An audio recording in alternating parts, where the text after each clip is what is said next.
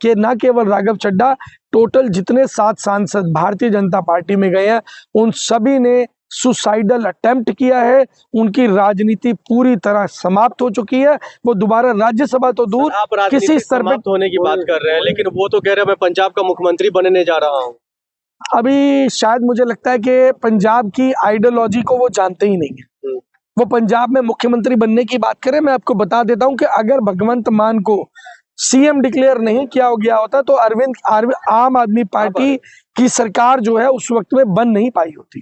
क्योंकि पंजाब में वो लोग बहुत अच्छे से जानते हैं कि पंजाब को समझने के लिए पंजाब का व्यक्ति होना बहुत जरूरी है, और इसीलिए यही एक कारण है कि देश 200 साल गुलाम रहा और पंजाब केवल 50 साल। लेकिन एक सवाल सबसे इम्पोर्टेंट उठ रहा है कि जहां पर आम आदमी पार्टी ने जिन जिन लोगों को राज्यसभा भेजा वो सभी मिलेनियर, लेकिन जहां आम जनता ने वोट दिया उनको राज्यसभा नहीं भेजा। इसी वजह से इसका खामियाजा केजरीवाल ने भुगता।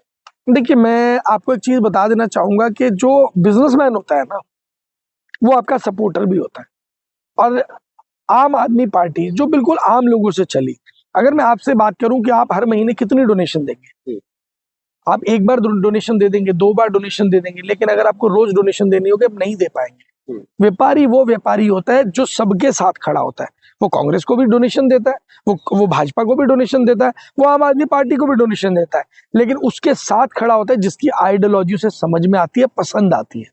तो जिन आप बात कर रहे हैं बिजनेसमैन की, बिजनेस टाइकून्स की, उन लोगों ने डोनेशन सबको दिया होगा।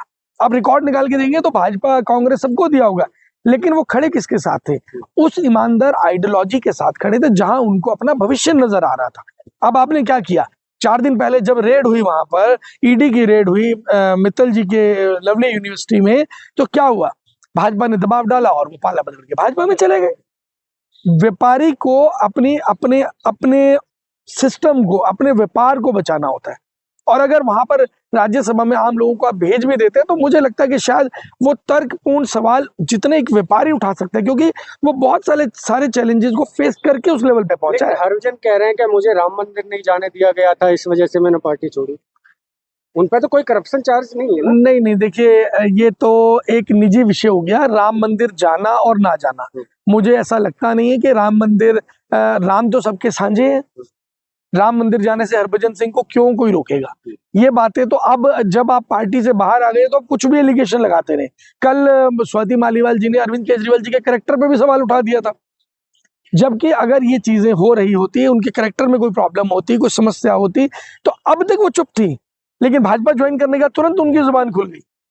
ऐसा तो नहीं है। एक सवाल अभी ज्यादा चर्चा का विषय चल रहा है कि अब क्या आगे सुप्रीम कोर्ट इस पे एक्शन लेगा इन सातों पर, या फिर यूं ही चलता रहेगा, लोकतंत्र की हत्या होती रहेगी? देखिए, आप शायद वो घटना भूल गए हैं जब हाई कोर्ट के जज के घर से करोड़ों रुपए जली हुई हालत में बरामद हुए थे, और किस तरीके से नरेंद्र मोदी जी चीफ जस्टिस के घर चले जाते हैं, किस तरीके से राजनीति और जुडिशरी की जुगलबंदी हमें दिखाई दे रही है।